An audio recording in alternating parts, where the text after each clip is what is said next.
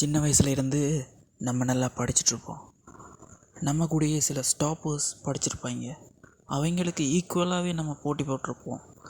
ரொம்ப நல்லாவே படிச்சிருப்போம். ஆனால் திடீர்னு ஒரு குறிப்பிட்ட காலகட்டத்தில் அது எல்லாமே ஒரு நொடியில் உடைஞ்சு போயிருக்கும். நம்மளோட மார்க்ஸ் எல்லாமே சடனாக கீழே ட்ராப் ஆகிருக்கும். நமக்கு என்ன நடக்குதுன்னே புரியலை.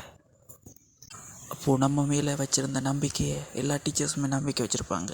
இந்த பையன் இந்த பாடத்தில் இந்த மார்க்ஸ் எடுப்பான், இந்த எக்ஸாமில் செம்மையாக செய்வான், இவன் கலக்குவான்லன்னு எதிர்பார்த்துட்ருப்பாங்க.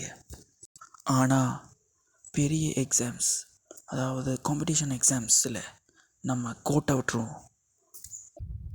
அப்புறம் யாரையுமே சந்திக்க தோணாது.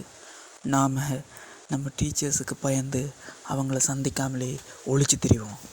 அவங்கள சந்திக்கக்கூடாதுன்னு இல்லை, எங்கே சந்தித்தா அவங்களுக்கு முன்னாடி நம்மளோட மார்க்ஸ் தெரிஞ்சு அவமானப்பட்டுருவோமோ, அவங்கள காயப்படுத்திடுவோமோன்னு ஒரு பதட்டத்தினால அவங்க கூட சந்திக்கிறதுக்கு ஒரு பயம். மற்றபடி ஒன்றும் கிடையாது. இந்த பயத்தினால அந்த நொடி, அந்த வேதனை இருக்கே, அது எவ்வளோ பெயின்ஃபுல்லுன்னு ரொம்ப நல்லா படித்து கோட்டை விட்ட ஸ்டூடெண்ட்ஸுக்கு மட்டும்தான் தெரியும். காலப்போக்கில் எல்லாத்தையுமே இழந்து பிடிச்ச படிப்பை படிக்க முடியாமல் கிடைச்ச வேலைக்கு போயிட்டு நம்ம என்ன செய்கிறோன்னு தெரியாமல் அதிலேயே காலத்தை ஓட்டிகிட்ருப்போம். திடீர்னு ரொம்ப நாள் கழித்து அந்த டீச்சரையோ அல்லது அந்த சாரையோ சந்திக்கும்போது உள்ளூர ஏற்படுற ஒரு உணர்வு இருக்கே, அந்த உணர்வு சொல்லவே முடியாதது. அவங்கக்கிட்ட பேசணும் போல் தோணும். ஆனால் அப்படி பேசினாலுமே ஒரு கண்ணீர் வரும். அவங்களுக்காகவே திருப்பி படிக்கணும் போல் தோணும். நான் சொல்கிறது உங்களுக்கு புரியும்னு நினைக்கிறேன். டேய் தங்கச்சி, தம்பி, டேய், நான் சொல்கிறத கேளுங்கடா. உங்களுக்கு இன்னும் கொஞ்சம் காலங்களில் ஏதாச்சும் எக்ஸாம் வர இருக்குன்னா படியுங்கடா. அந்த காலத்தில் கொஞ்சத்தையாச்சும் படித்து எக்ஸாம் எழுதுங்கடா. எழுதி அட்லீஸ்ட் அந்த ஒரு பாஸ் மார்க்ஸையாச்சும் தாண்ட பாருங்கடா.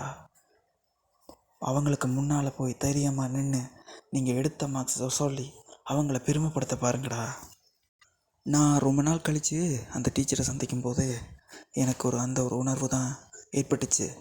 நான் பண்ண தப்பை நீங்கள் பண்ணாமல் கிடைக்கிற காலங்களில் ஒழுங்காக படித்து எக்ஸாம் எழுதி அந்த டீச்சருக்கோ அல்லது உங்களோட ஸ்கூலுக்கோ நல்ல பேர் எடுத்து கொடுக்க முயற்சி பண்ணுங்க. உங்களுக்கு பிடிச்சதை படிங்க, பிடிச்சதை செய்யுங்க. என்னடா இவன் எது சொல்கிறான்னு யோசிக்காதீங்க. எனக்கு மனசில் தோணியிருக்கு, நான் அதை உங்ககிட்ட ஷேர் பண்ணுறேன். நான் சொல்கிறது உங்களுக்கு பிடிக்கும்னு நினைக்கிறேன். நீங்கள் இதை கேட்டுட்டு இருந்தீங்கன்னா, உங்கள் லைஃப்லையும் இந்த மாதிரி எக்ஸ்பீரியன்ஸஸை நீங்கள் சந்தித்து இருந்தீங்கன்னா அதை கமெண்ட்ஸில் ஷேர் பண்ணுங்கள். நன்றி. உங்களை அடுத்த எபிசோடில் வந்து சந்திக்கிறேன். பாய்.